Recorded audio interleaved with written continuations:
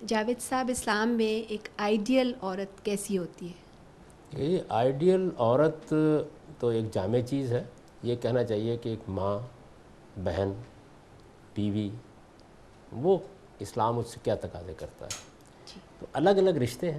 ظاہر بات ہے کہ ایک ماں کا رشتہ ہے، اور ماں کے رشتے کو تو میرا خیال ہے کسی مذہب کو بھی یہ بتانے کی ضرورت نہیں کہ آئیڈیل ماں کیا ہوتی ہے. یہ اتنا فطری رشتہ ہے، اتنا غیر معمولی رشتہ ہے کہ اس کو تو آئیڈیل سے ذرا نیچے لانے کی ضرورت پڑتی ہے تاکہ حقیقت پسندانہ ہو جائے.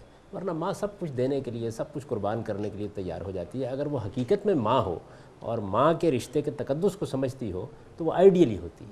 یعنی میں نے تو نہیں دیکھا ابھی تک کوئی کہ ماں آئیڈیل نہیں رہی. ماں اصل میں بڑے بلند مقام پر کھڑی ہوتی ہے. اچھا، بہنوں کا معاملہ بھی یہی ہے. آپ دیکھیے کہ بھائیوں کے مابین شراکت کے معاملات ہو جاتے ہیں، ایک دوسرے کے ساتھ زیادتی بھی ہو جاتی ہے. بہنیں عام طور پر اس معاملے میں بھی اصحاری کے مقام پر کھڑی ہوتی ہیں. یہ عورت کی بڑی غیر معمولی خصوصیت ہے. مسئلہ صرف بیوی کی جگہ پہ آ کے آتا ہے. اس میں قرآن مجید نے اسی وجہ سے بالکل متعین کر دیا کیونکہ یہ رشتہ ایسا ہے کہ جو قانونی طور پر قائم ہوتا ہے.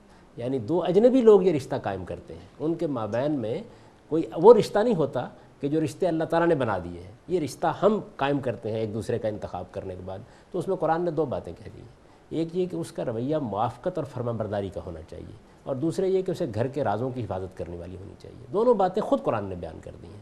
اسی وجہ سے بیان کر دی ہیں کہ اگر ان دو باتوں کے معاملے میں کوئی خرابی پیدا ہو گئی تو پھر گھر نہیں بن سکتا، خاندان نہیں بن سکتا.